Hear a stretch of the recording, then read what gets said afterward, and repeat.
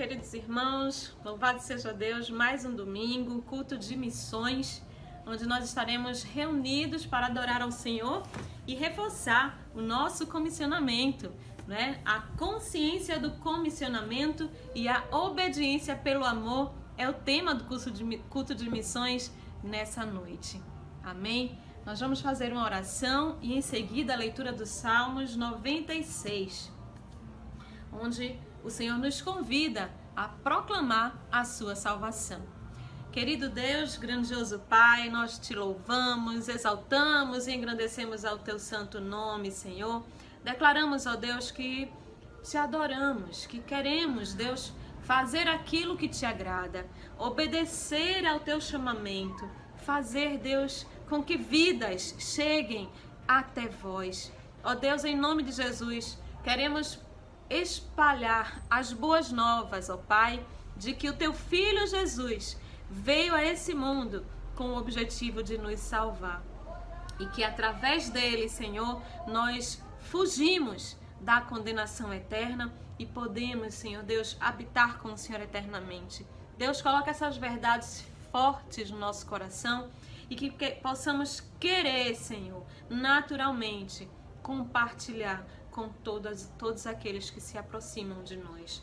Deus, em nome de Jesus, te pedimos ainda que o Senhor esteja conduzindo todo esse trabalho, abençoando e orientando cada irmão que vai fazer uma participação nesse culto de hoje. Deus, em nome de Jesus, que seja tudo conforme, Senhor, a tua vontade. Pedimos ainda que o Senhor esteja abençoando cada lar, cada familiar, Deus, dos que estão aqui representados assistindo e participando desse culto de adoração a Ti, esse culto de comissionamento, esse culto de missões. Deus, em nome de Jesus, renova nossas forças, ajuda-nos e orienta-nos, ó Pai, dando-nos sabedoria em tudo que formos fazer. Que seja assim, para a honra e a glória do Teu santo nome. Amém. Louvado seja Deus. Salmos 96. Convite a toda a terra para louvar e temer ao Senhor. Diz assim: cantai ao Senhor um cântico novo. Cantai ao Senhor todos os moradores da terra. Cantai ao Senhor, bendizei o seu nome, anunciai a sua salvação de dia em dia. Anunciai entre as nações a sua glória e entre todos os povos as suas maravilhas. Porque grande é o Senhor e digno de louvor, mais tremendo do que todos os deuses. Porque todos os deuses dos povos são coisas vãs, mas o Senhor fez os céus.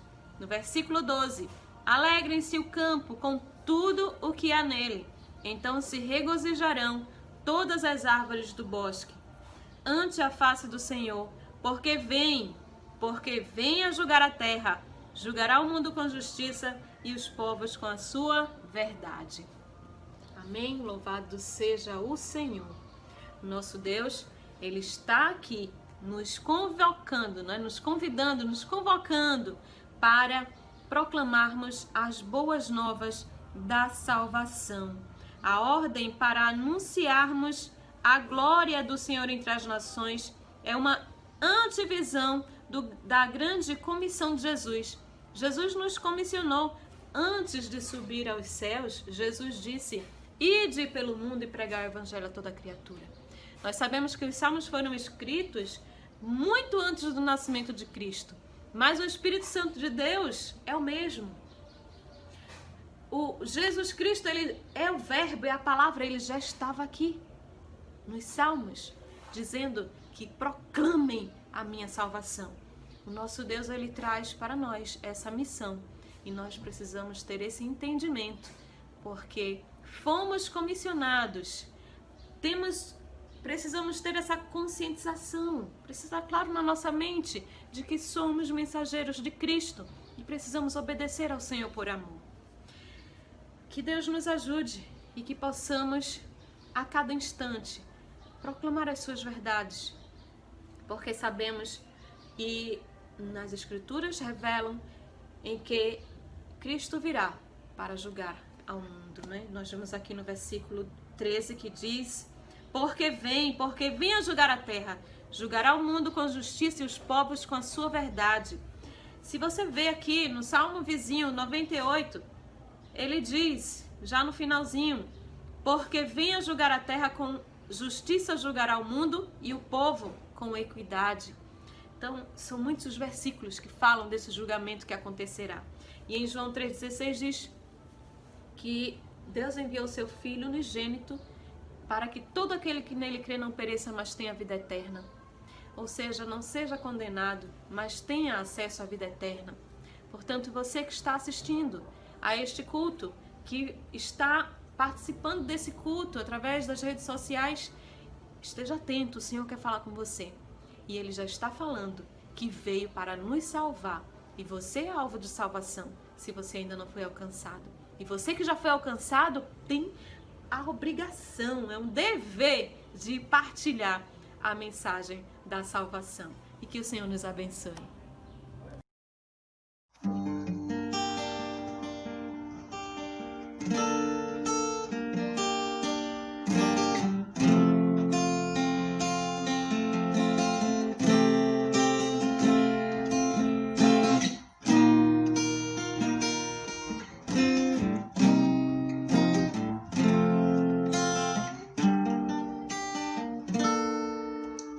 Antes que viesse a existir,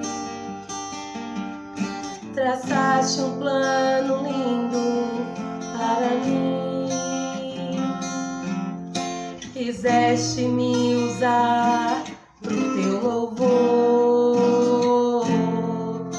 Senhor. Quanta coisa linda a contemplar, e em teu nome, gente, a libertar. Quiseste me usar pro teu louvor, Senhor. Hoje vim dizer o que está em mim. Por todo lado a luta nesse prosseguir. Uma voz me diz que devo parar, mas outra voz maior me faz assim cantar.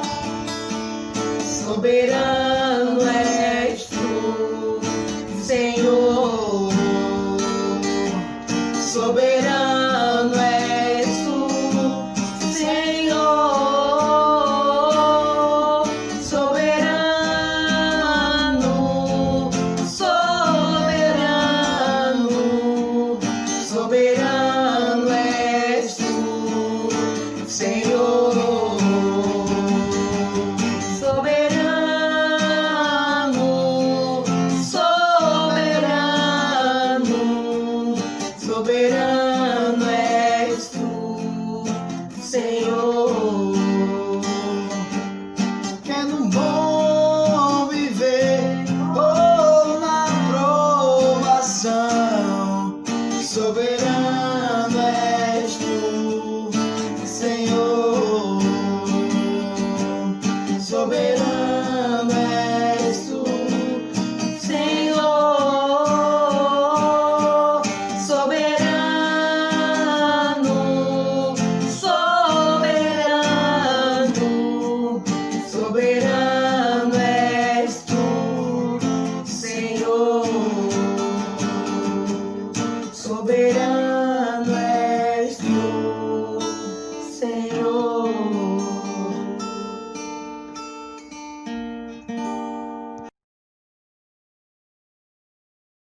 A paz do Senhor, irmãos, tudo bem com vocês? Provavelmente você já ouviu falar dos ribeirinhos no Amazonas. Mas a minha pergunta para você é: você sabia que nós temos um barco que evangeliza os ribeirinhos no Amazonas?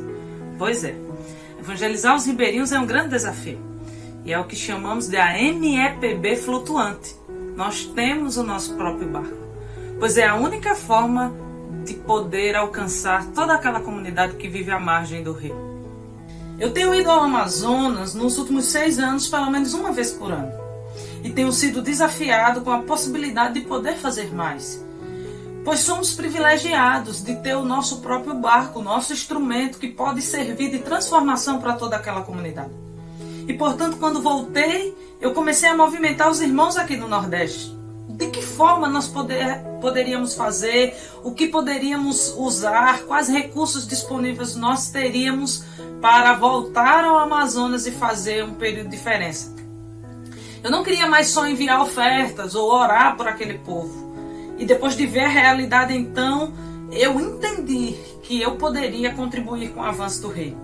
E assim, voltei e Deus me deu o desafio de organizar uma equipe para que a gente pudesse voltar e passar um tempo evangelizando. E desde nos últimos 3 anos tem sido assim. A gente desafia uma equipe do Nordeste de jovens, homens e mulheres dispostos e passamos uma semana no meio do rio, realizando trabalho com crianças, adolescentes, jovens, homens e mulheres. São dias bem intensos, de dormir pouco, na rede, enfrentando o calor, e enfrentando também os medos, porque só tem terra quando o barco está atracado. Mas a verdade, irmãos, é que são dias de ver muito do agir de Deus através dos vasos de barro que somos nós. Atualmente temos 5 igrejas em 5 comunidades diferentes. E apesar das muitas dificuldades, nós conseguimos saber exatamente porque Deus nos tirou da nossa comunidade, nos tirou da nossa comodidade e nos levou ali no norte para pregar o Evangelho. Porque saímos dali e vemos reflexo da glória de Cristo. Irmãos, a seara é de fato realmente grande, como diz as Escrituras Sagradas. Se você deseja fazer parte dessa equipe conosco, eu vou seguir a célebre frase: você pode orar, contribuir e ir. Você pode orar por libertação, provisão, por mais pessoas disponíveis a fazer o evangelismo e visitar e estar presente naquelas comunidades. Você pode orar por esse período onde a pandemia, que para nós que moramos na cidade, temos toda a acessibilidade, é tão complexa. Imagine para aqueles irmãos que a maioria deles não tem como sair das suas casas e não tem como ser atendido e que, portanto, quando chegam a ser alcançados, o limite já está. Eu também peço para que você ore, para que você seja a resposta de Deus para os ribeirinhos. O segundo passo é que você pode contribuir. Mensalmente nós temos viagens missionárias que levam cestas básicas, que levam provisão e também materiais para construção. Hoje nós somos em 5 igrejas nos ribeirinhos e que, portanto, nós damos assistência a todas elas. Se você deseja contribuir com isso, você vai ser um instrumento de Deus para levar não só alimento físico, mas espiritual. Nas nossas viagens nós levamos lancheirinha para as crianças, para os jovens. São coisas que provavelmente eles desfrutam uma vez no ano. Mas você também pode ser o instrumento que Deus vai usar indo. Você pode ir conosco. E se você deseja fazer isso, não importa, irmãos, quais são as suas habilidades ou as suas temerosidades. A certeza é, se você se disponibilizar, é com você que Deus conta nessa hora. Há 6 anos atrás, como eu já disse, eu não fazia ideia de que eu iria me interessar tanto e saber que eu posso contribuir tanto.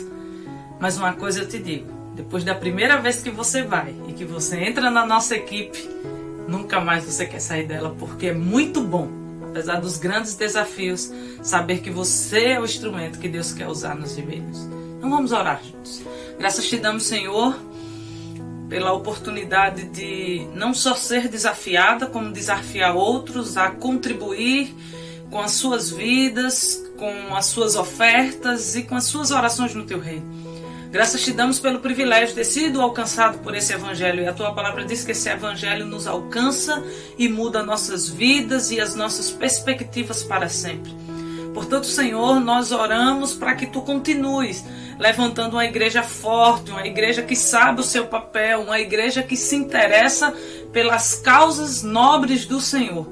Usa-nos como instrumentos de bênção, aqui, ali e além fronteiras. Usa-nos nos ribeirinhos, mas usa-nos também aqui na nossa cidade, no nosso bairro, na nossa casa, para os nossos amigos e os nossos irmãos. Usa-nos para a glória do teu nome.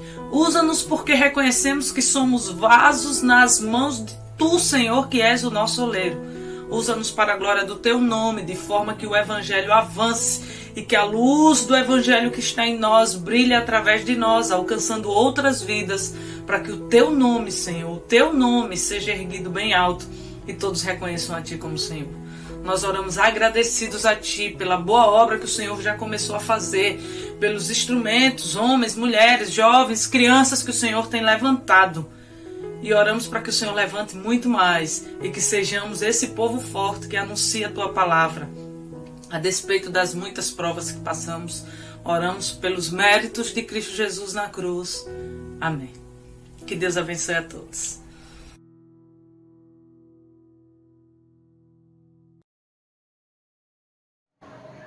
Eu quero cumprimentar a amada igreja com a paz do nosso Senhor Jesus Cristo. Amém?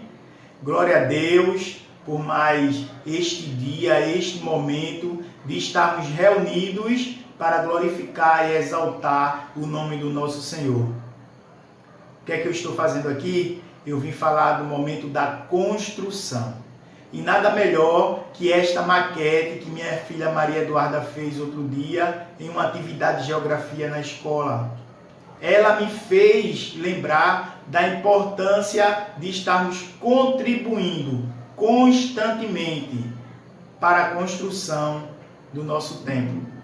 Isso mesmo, precisamos colocar o telhado ali, todos sabem disso. Precisamos dar o acabamento naquele lugar, que é o lugar de oração, o lugar onde nós vamos estar reunidos com o propósito de adorar a Deus. E sabe o que eu acho legal? Que nós vamos deixar um legado se partirmos antes de Jesus voltar. Meus netos vão saber que eu ajudei aí, eu ajudei naquela construção. Isso, amados, a cada tijolo que nós colocamos naquele lugar, deixamos um legado para esta comunidade, para esta sociedade. Deixamos um recado que a nossa vida ela está pautada nas coisas de Deus. E nós recebemos esta oportunidade de construir uma casa para adoração a Deus. Davi quis, como conta 1 Reis, capítulo 5, mas o Senhor não permitiu. Permitiu sim a Salomão. E Salomão construiu também com presentes, com dádivas que o próprio Davi deixou. Salomão construiu um grande e maravilhoso templo.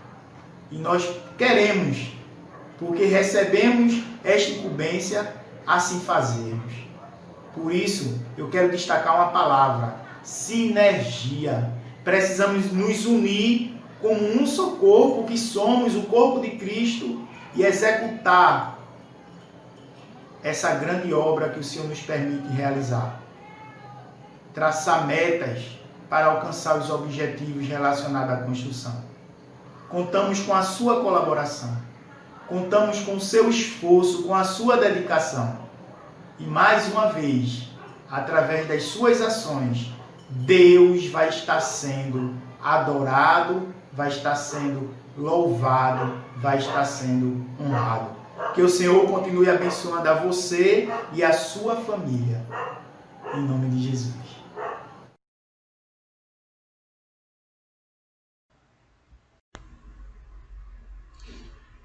Graça e paz, estamos juntos mais uma vez e eu fico muito feliz, estou muito alegre de poder participar com cada um de vocês deste momento de culto, através dessa live, e mais feliz ainda porque estou participando com essa igreja tão especial e amada.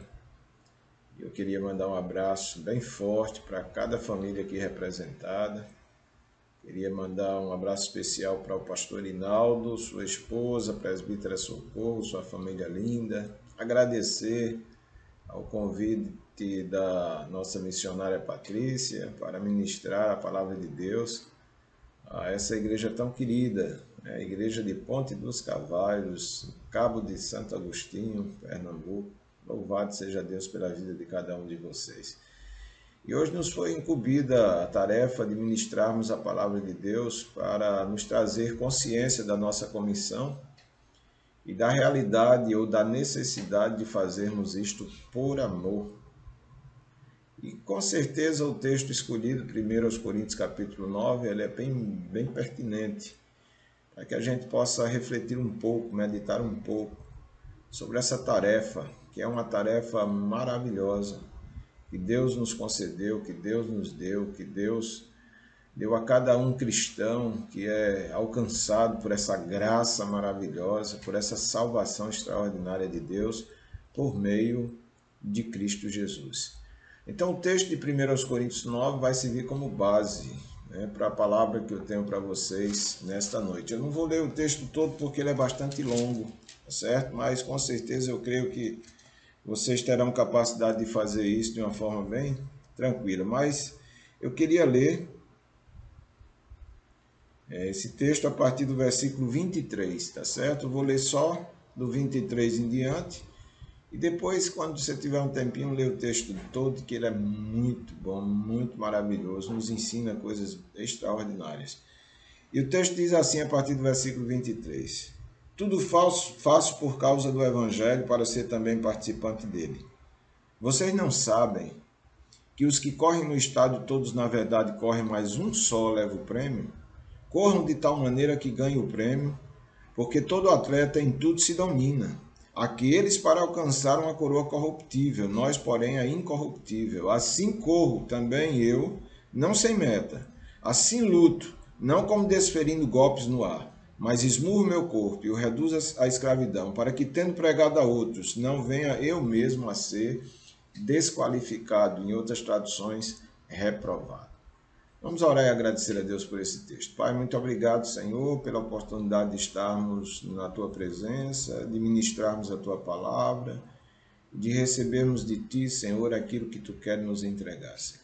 Que Tu possa, Senhor, operar poderosamente em cada coração, através da Tua palavra que tem poder, Senhor, poder para penetrar o coração, para transformar o coração do homem. Que nessa noite não seja diferente, que essa palavra faça, Senhor, aquilo que Te apraz, aquilo que está segundo a Tua vontade. Pai. É no nome de Jesus que Te pedimos isso, crendo, e já Te agradecemos. Amém. Amados, o texto ele vai começar a partir do primeiro versículo. Paulo vai começar esse texto de 1 Coríntios 9, fazendo algumas reivindicações. Antes da gente entender que nós temos que ter consciência do nosso comissionamento e que nós devemos fazer isso por amor, nós precisamos tentar entender o enredo da vida de um cristão, né? Principalmente quando um cristão é líder, principalmente quando o cristão entende e compreende que ele foi chamado, que ele é vocacionado. E todo cristão é vocacionado, independente dele ocupar uma função, um cargo de liderança, todo cristão é comissionado. E esse comissionamento ele é feito pelo próprio Deus, né? Não é qualquer um que nos chama, não é qualquer um que nos vocaciona, é o próprio Deus. E Paulo sempre deu muita importância a essa questão desse chamado e principalmente por quem nós somos chamados. E ele vai iniciar o texto reivindicando algumas coisas. A primeira coisa que ele vai reivindicar é a sua liberdade em Cristo. E isso é importante, todo homem em Cristo está liberto. O próprio Paulo vai escrever em Romanos 8, nenhuma condenação há para os que estão em Cristo Jesus, porque a lei do Espírito de vida em Cristo Jesus te libertou da lei do pecado e da morte. Nós estamos livres, totalmente livres. Mas Paulo também adverte lá em Gálatas que nós não devemos, por causa dessa liberdade, dar ocasião à carne.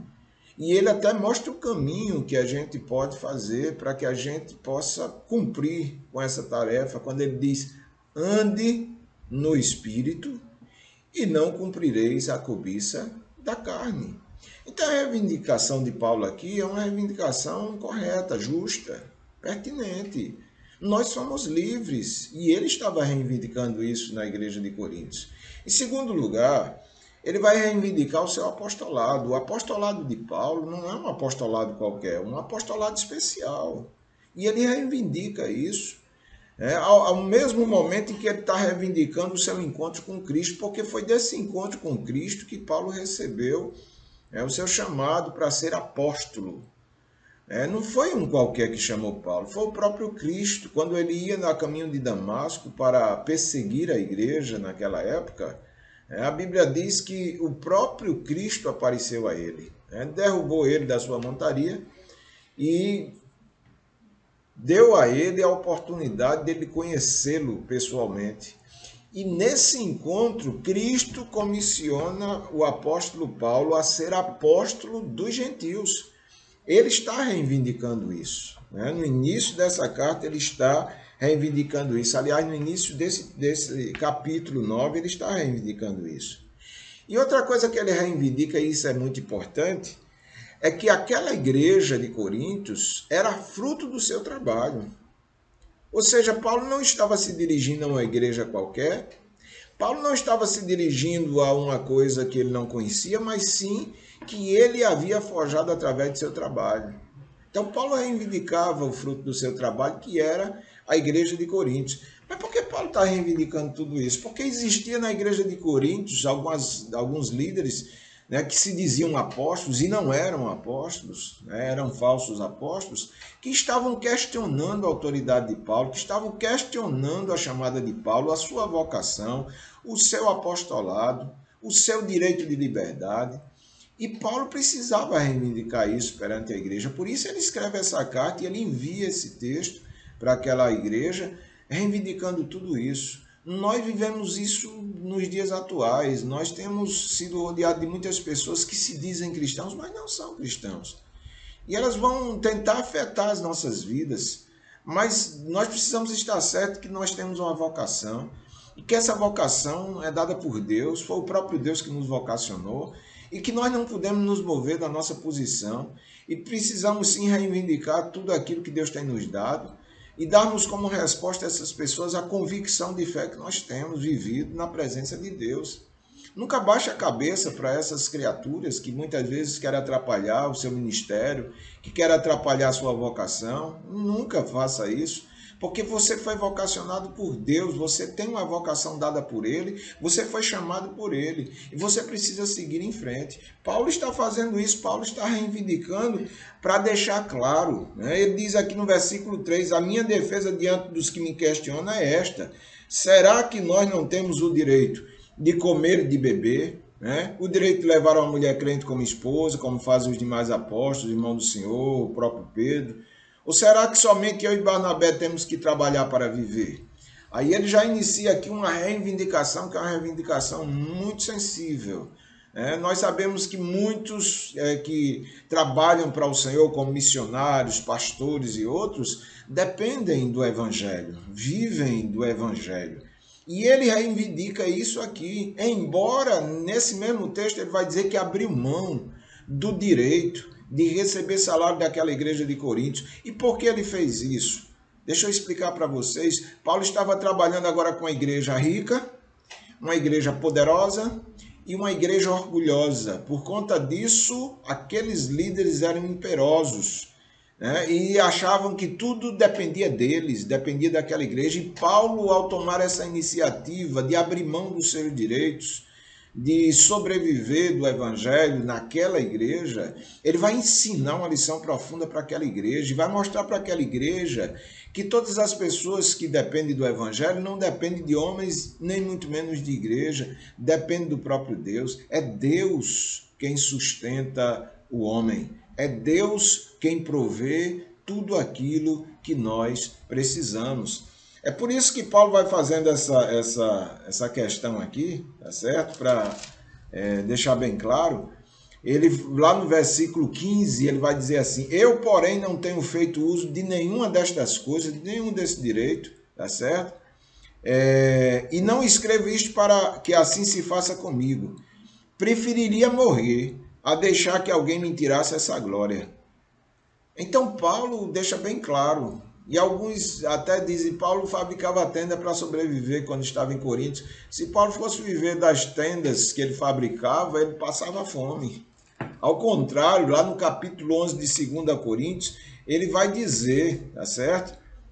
como era que ele sobrevivia na igreja de Coríntios. Ele diz no versículo 7 do capítulo 11 de 2 Coríntios: será que cometi algum pecado pelo fato de viver humildemente para que vocês fossem exaltados? Visto que lhes anunciei o evangelho de Deus sem cobrar nada? Despojei outras igrejas recebendo salário delas para poder servir a vocês. E estando entre vocês, ao passar privações, não me fiz pesado a ninguém, pois os irmãos, quando vieram da Macedônia, supriram tudo aquilo que me faltava. Sabe o que Paulo está dizendo? Eu fui sustentado pela igreja mais pobre para poder trabalhar na igreja mais rica. É exatamente isso, porque vocês sabem que o próprio Paulo dá testemunho das igrejas da Macedônia, que eram as igrejas mais pobres, mas eram ricas em generosidade.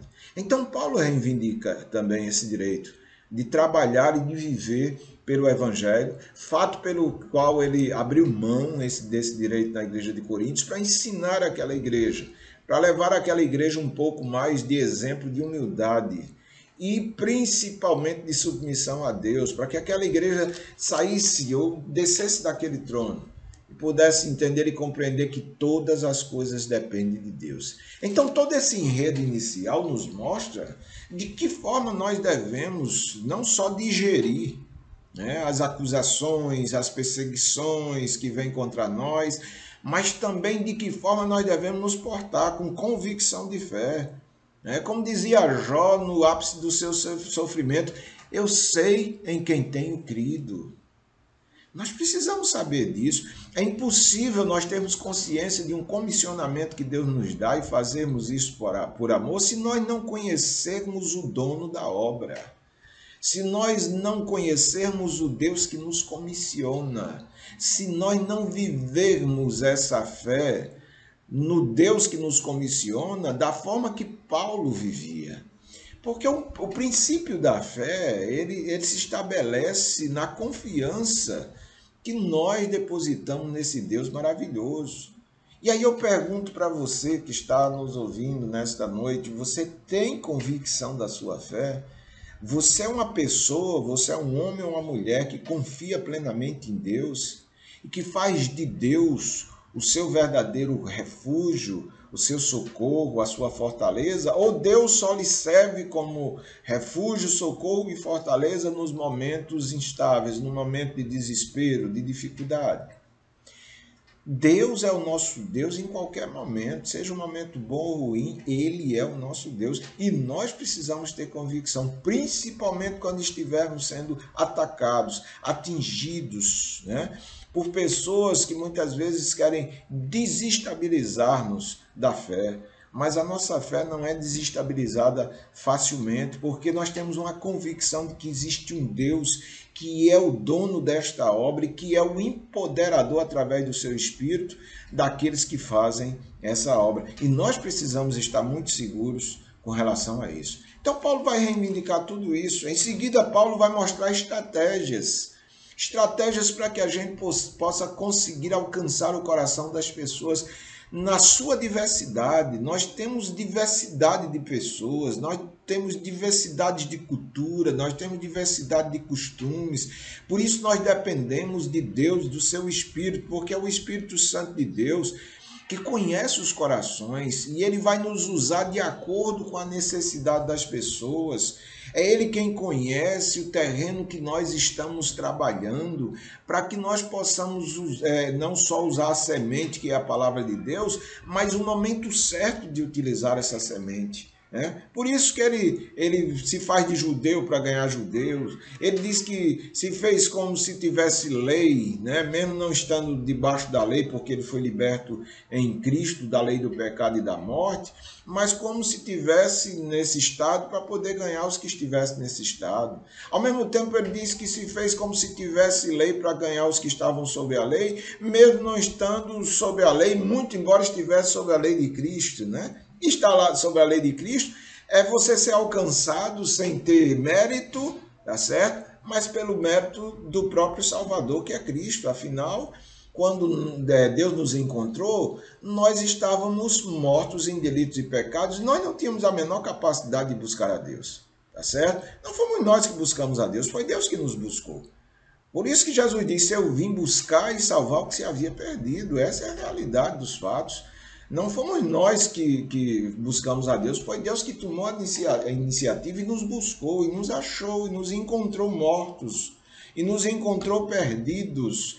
Mas Ele nos salvou por meio de Cristo e pela graça, como diz Paulo escrevendo em Efésios, pela graça sois salvos por meio da fé, e não depende de vocês, né? Foi presente de Deus, e não depende do esforço humano para que ninguém se glorie.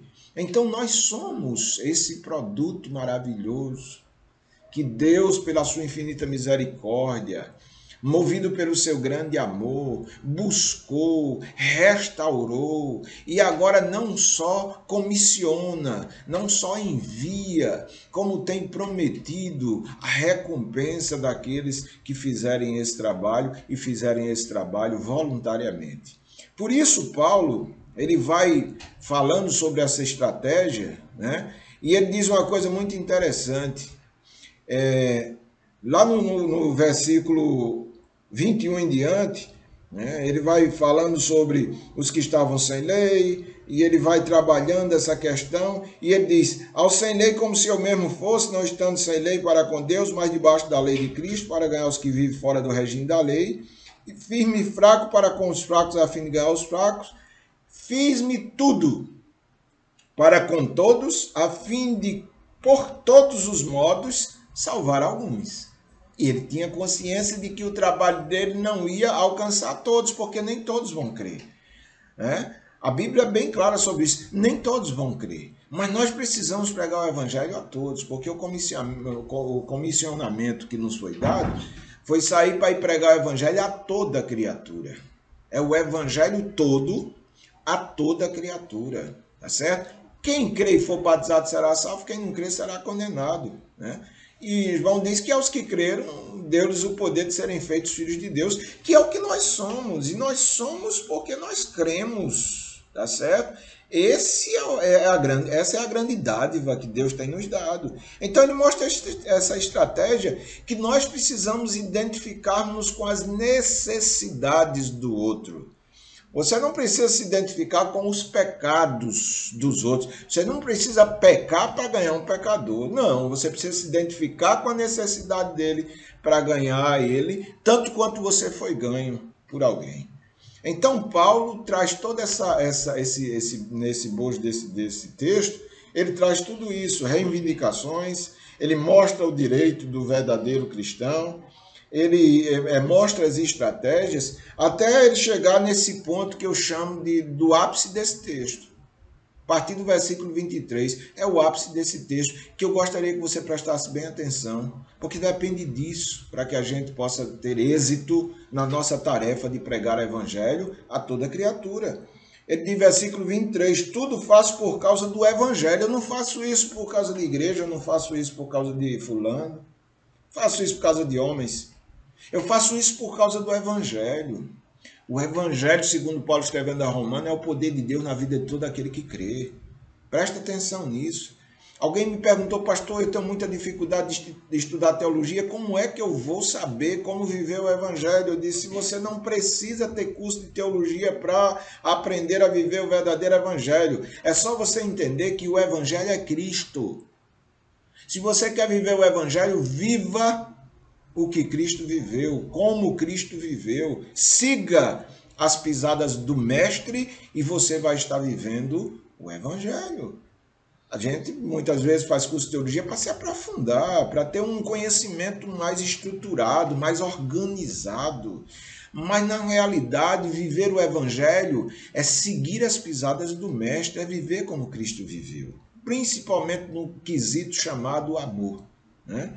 E ele vai dizer isso aqui, tudo faço por causa do evangelho para ser também participante dele. E aí ele inicia algo que eu queria que você prestasse atenção. Ele diz, vocês não sabem que os que correm no estado todo na verdade correm, mas um só leva o prêmio, corram de tal maneira que ganhem o prêmio.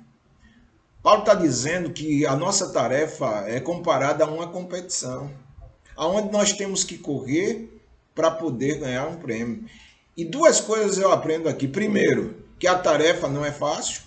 E segundo, que nós não precisamos estar correndo, como ele traz aqui essa ilustração, apenas por correr, apenas por querer participar. Não, só em participar está bom. Não, ele não diz assim. Ele nos incentiva a correr para ganhar o prêmio. Ele nos incentiva não só a correr, mas a correr para ganhar. Então, o cristão precisa ter essa meta.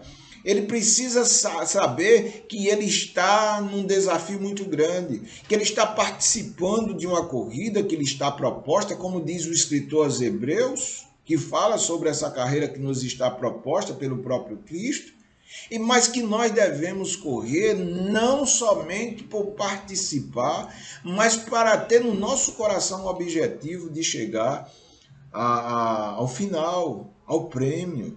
E ele diz outra coisa importante: todo atleta em tudo se domina. Aqueles para alcançar uma coroa corruptível e nós, porém, incorruptível. Ele está falando aqui de uma coisa muito interessante, né? Todo atleta é rigoroso. Ele está falando de disciplina. Você não vai cumprir a sua tarefa se você não tiver disciplina. E nós precisamos, na nossa vida espiritual, ter disciplina. Por exemplo, nós temos várias disciplinas, né, que nós podemos considerar como disciplinas espirituais na nossa vida. Vou citar algumas. Oração. É impossível que eu cumpra bem a minha tarefa se eu não for uma pessoa de oração. E quando eu digo ser uma pessoa de oração, não estou falando de religiosidade. Estou falando de necessidade, de estar na presença de Deus, de estar conversando com o Senhor, de estar buscando nele não só o seu conhecimento, não só a sua presença, mas também a sua sabedoria, buscar as estratégias que o Espírito Santo de Deus tem para nós, como Paulo buscava e encontrava essas estratégias que ele até fala nesse texto. Né? Nós precisamos ter um momento do nosso dia onde a gente se derrama na presença de Deus, recebe de Deus aquilo que é necessário, o fortalecimento, a renovação, recebe de Deus informações precisas, recebe de Deus a proteção especial para que a gente possa cumprir a nossa tarefa. Outra disciplina espiritual, ler e meditar nas Escrituras. Como é que você vai pregar o Evangelho se você não tem conhecimento dele? Como é que você vai dizer para alguma pessoa ou citar para alguma pessoa uma solução para o seu problema se você não tiver um conhecimento profundo da Escritura que você prega? Porque na realidade nós precisamos crescer não somente na graça, como diz as Escrituras, mas também no conhecimento dessa palavra. Porque conhecer a palavra é conhecer Deus, e conhecendo Deus nós temos mais capacidade de ter argumentos para levar as pessoas a ter o encontro com o nosso Cristo. Então ele fala sobre isso, de nós sermos rigorosos, de nós termos disciplina, a disciplina da oração, a disciplina da leitura, da meditação, da contemplação, da adoração, da comunhão uns com os outros. Precisamos de tudo isso para ter fortalecimento, né? É por isso que muitos que deixaram de se congregar ficaram fracos, porque o congregar-se é estar em comunhão, e essa comunhão fortalece as nossas vidas. Nós precisamos disso. Paulo diz que nós precisamos ser rigorosos com relação a isso, para que a gente não venha a estar sem condições de cumprir essa tarefa. Mas ele diz uma coisa interessante, que os que corriam no estádio ganhavam a coroa corruptível, né? Mas nós não, estamos lutando por uma coroa incorruptível. O próprio Paulo, quando escreveu 2 Timóteo, que foi a última epístola que ele escreveu antes da sua morte, ele escreve para Timóteo já sabendo que ia ser decapitado, e ele escreve uma coisa maravilhosa. Ele diz para Timóteo, ele não está ali se lamentando, ele está feliz porque ele vai partir, ele vai estar com Cristo, que ele tanto amou em vida e que vai continuar amando mesmo depois da sua morte física, porque crente não morre. Crente vai viver eternamente com Deus. E ele está feliz, e ele diz para Timóteo, acabei a carreira, né? Combati o bom combate, acabei a carreira e guardei a fé. Desde agora o que tem me esperando? Uma coroa de justiça, o qual ele tem preparado para mim, não somente para mim, mas para todos aqueles que amarem a sua vinda. Então ele vai finalizar dizendo, assim corro também eu, não sem meta. Assim luto, não como desferindo golpes no ar. Paulo está dizendo, não corra sem objetivos. Você precisa ter objetivo. Você precisa ter um foco. Você precisa ter um alvo. Crente não corre sem objetivos. Crente não luta sem objetivos. Nós temos os nossos objetivos em Cristo. E Cristo é o nosso alvo. É por isso que o escritor aos Hebreus, lá no capítulo 12, vai dizer, olhando para Jesus, que é autor e consumador da nossa fé. Ele é o nosso foco, tá certo? Nós temos que estar focados nele para alcançar o quê? O nosso alvo. Qual é o nosso alvo? Estarmos com Cristo para sempre. É necessário, dentro da questão da fé, o princípio da fé, aliás, o princípio do nosso relacionamento com Deus, que é a fé, o escritor aos Hebreus, no capítulo 11, versículo 6, ele diz: sem fé é impossível agradar a Deus, porque é necessário que aquele que se aproxima de Deus não só creia que ele existe, mas que é recompensador daqueles que o buscam. Esse é o nosso alvo, sermos recompensados de todo o trabalho que nós fazemos, se nós estivermos fazendo. E finalmente ele vai dizer: mas esmurro o meu corpo e o reduzo à escravidão, para que, tendo eu pregado aos outros, eu mesmo não venha a ser reprovado ou desqualificado. Né? Se alguém não corria corretamente, era desqualificado, era desclassificado. Deus espera que cada um de nós corramos com perseverança a carreira que nos está proposta, como diz o escritor aos Hebreus. Mas, ao mesmo tempo, ele nos alerta para que nós possamos nos cuidar, tá certo? Nos preparar diariamente, através da oração, da leitura da palavra de Deus, da constante leitura da palavra de Deus, tá certo? Da contemplação a esse Deus maravilhoso, da comunhão, né? De todas as disciplinas espirituais possíveis, para nos fortalecer, para lutarmos legitimamente, para alcançarmos o alvo, o prêmio da soberana vocação. Como dizia Paulo quando escreveu aos Filipenses falando sobre a ressurreição, ele disse: não que eu já tenha alcançado, mas uma coisa eu faço, é que esquecendo para as coisas que atrás ficam e avançando para as que estão diante de mim, prossigo para o alvo pelo prêmio da soberana vocação que há em Cristo Jesus. Então não só teremos que ter consciência do nosso trabalho, consciência de sermos comissionados por Deus, de termos a tarefa de levar o Evangelho de Cristo, mas precisamos fazer isso voluntariamente, tá certo? Paulo até vai falar aqui no capítulo 9 sobre essa questão. Ele diz assim, olha: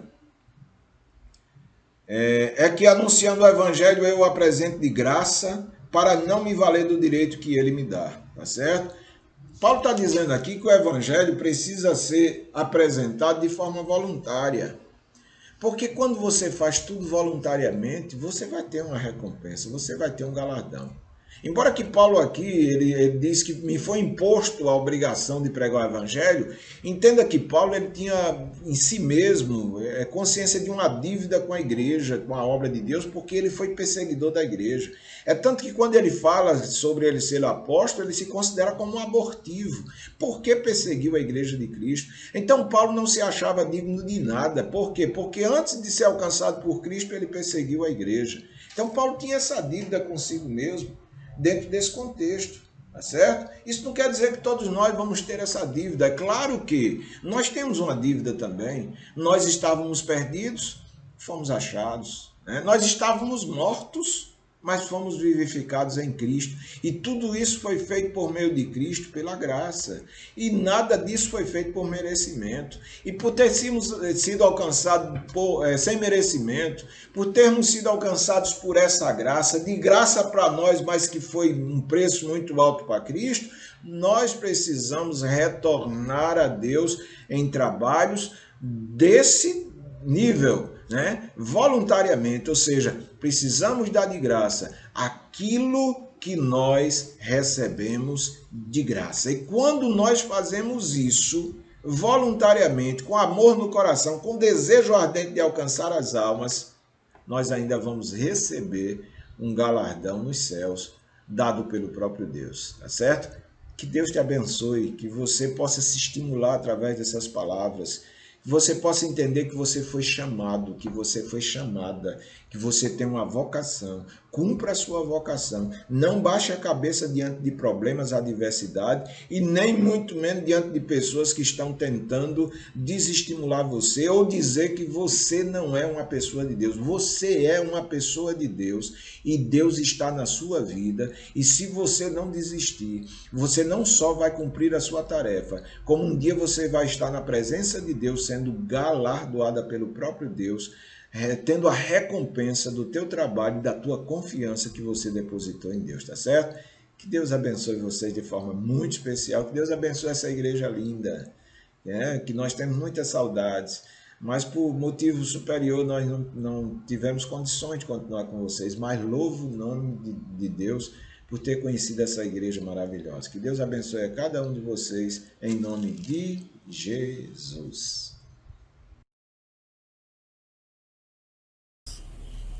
A paz do Senhor, irmãos.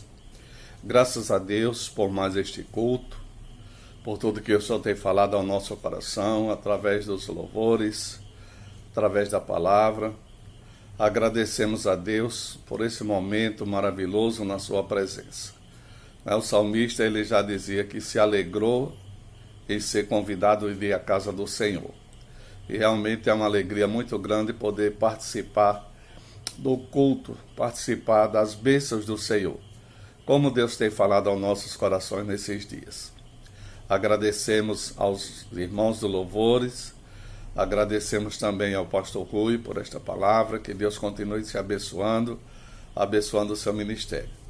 Queremos também agradecer a cada um mantenedor desta obra, Missão Evangélica Pentecostal de Pontes Carvalhos. Deus continue abençoando a cada irmão, cada mantenedor, que tem contribuído para que esta obra venha estar de portas abertas. E também nesse período de construção, que estamos também em construção do nosso templo. Eu creio que muito em breve estaremos concluindo a cobertura, para que possamos estar ali debaixo, glorificando a Deus. Então nós iremos orar agradecendo a Deus por este momento, e agradecendo por este culto. Amém? Culto de missões, onde Deus tem falado ao nosso coração que precisamos ir, precisamos anunciar o Evangelho de Jesus Cristo. Oremos ao Senhor. Soberano Deus, Pai de eterna bondade, nós te agradecemos. Te louvamos, Senhor, por tudo que tens falado ao nosso coração nesta noite. Te agradecemos pelos louvores, te agradecemos pela tua palavra. Pai, que o Senhor abençoe a tua igreja, a cada família, Senhor, a cada membro, a cada congregado e todos aqueles que estão assistindo, Senhor, este culto através das redes sociais. Que o Senhor venha abençoar, que o Senhor venha visitar, que o Senhor venha curar, que o Senhor venha abrir portas de emprego, que o Senhor venha dar vitória. Tu sabes, meu Deus, a necessidade de cada um. E nós te pedimos em nome de Jesus, porque a tua palavra diz, Senhor, que tudo que nós pedirmos em nome de Jesus Cristo, crendo, receberemos. E é no nome de Jesus, o nome que tem todo o poder no céu e na terra, que nós te pedimos e te agradecemos. Recebe a nossa oração, nosso louvor, e em nome de Jesus, Senhor, nós te damos graças, desde agora e para todo sempre. Amém. Receba a bênção agora, que a graça de nosso Senhor Jesus Cristo, o amor de Deus nosso Pai, a comunhão e as consolações do Espírito Santo, seja com toda a igreja do Senhor, hoje e para todo sempre. Todos digam amém. Deus abençoe, irmãos, em nome de Jesus.